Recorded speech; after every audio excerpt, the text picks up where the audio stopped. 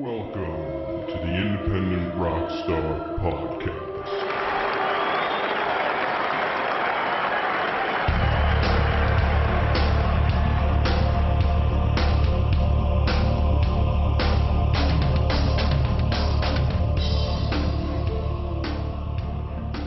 What's up, guys? Scott James here from IndependentRockstar.com.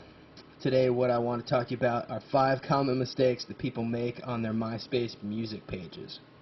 It's real easy for a good artist to ruin their chances of success if they present themselves totally wrong. If you're making these mistakes that I'm about to talk about and you correct them, the difference will be night and day. If you get these wrong, then you're just fighting yourself, you're wading through quicksand, you're just not being very efficient. So to start, I'd like to talk about the big picture for the 5 things I'm about to talk about. Now, this stuff doesn't just apply to your MySpace page. These principles apply to everything else that you do as well. So here's the basic formula. What you want to do is give yourself the best chance to get noticed, and then when you're fortunate enough to have someone's attention, present them with your best material in a way that is clear and easy to digest. So that being said, let's get into it. Mistake number 1, using a bad profile photo. This is one of the most common mistakes that I see people make. Your profile photo is how a lot of people are going to encounter your page. And take a look at someone's friend list, where it shows 40 different profile photos at one time. Notice how most of them just blend in, while only a select few stand out. Which ones stand out? Why? Notice, really, pay attention to those things. You want yours to stand out. You don't want it to blend in.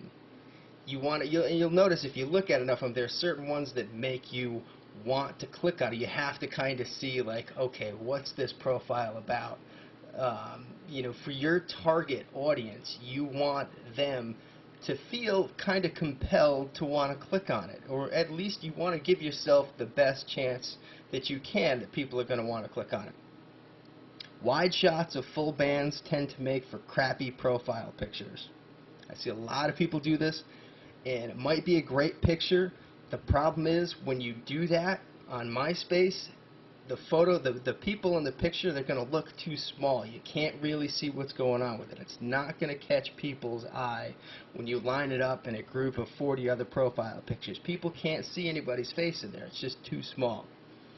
Your photo should be a clear and compelling communication of who you are, and it should stand out. What does your profile pic say about you? Think about it. It's important. Does it say you're professional, or does it say that you're amateur? Does it say that you're compelling, or that you're boring? That you're clear, or you're confused? These things matter. Don't just kind of pick something because you think that, it's kind of a cool picture, or you want to change stuff up, or really think about these things. Give that stuff some thought. This is, kind of, the first way that a lot of people are going to encounter your band. So give them the best, give yourself the best chance that they're going to want to click on that photo. Okay, mistake number 2, too much content. The idea should be to show off your best stuff, not to try to impress people with everything that you've ever done. One of the best ways to make sure that people don't even give you a chance is if your page takes 5 minutes to load, has 23 embedded videos, 12 banners, 9 widgets, and a 5,000-word, 1-paragraph bio. That's not going to do it. Your content must be digestible in order for it to be memorable. It's okay to leave people wanting more, but it's not okay for people to not have any idea how to navigate around your page and consume your content. Make your page digestible. Mistake number 3, an unreadable page. This is kind of a no-brainer, but I still see a lot of people getting this wrong. First and foremost, your page must be readable. It doesn't matter how cool your background photo looks if people can't read the words on the page. People will immediately assume that you're very amateur if you present yourself this way. You've got to have a strong contrast between your words and the background. And if you do some crazy multicolored background and you're not really thinking about readability, you're going to frustrate people. It's very annoying, and there are just too many other bands out there that are competing for people's attention. So you really have to get it right off the bat. Otherwise, you don't really have much of a chance. Mistake number 4, randomized playlists. If you want to gain new fans, then give them your best stuff on a silver platter. Know what your best song is and set your player to play that song first. Why have only 1 out of every 5 or 6 visitors get to hear your best song first? Let everyone hear your best song first. That way they might give you a chance, and they might get to your second or your third song, or hopefully more. But if someone hears your 6th best song first, then that might be it.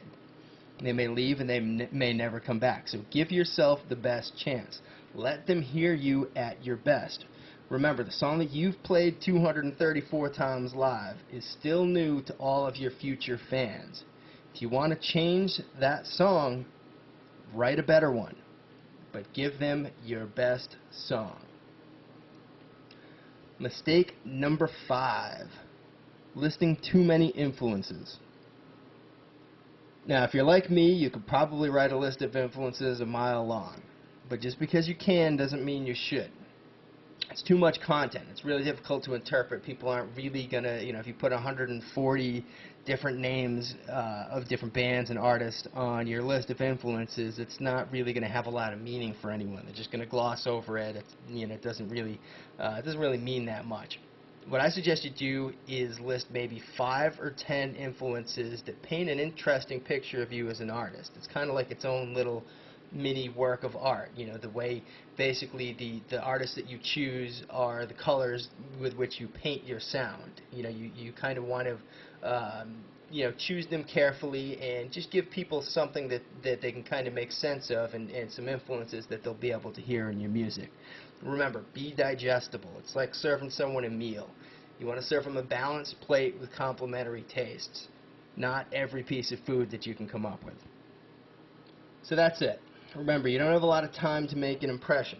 You need to show people the best of what you got, and you need to make it easy for people to digest your content. I hope there were some tips in there that were valuable to you.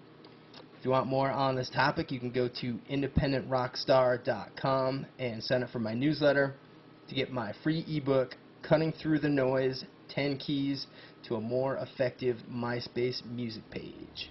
Thank you and good night.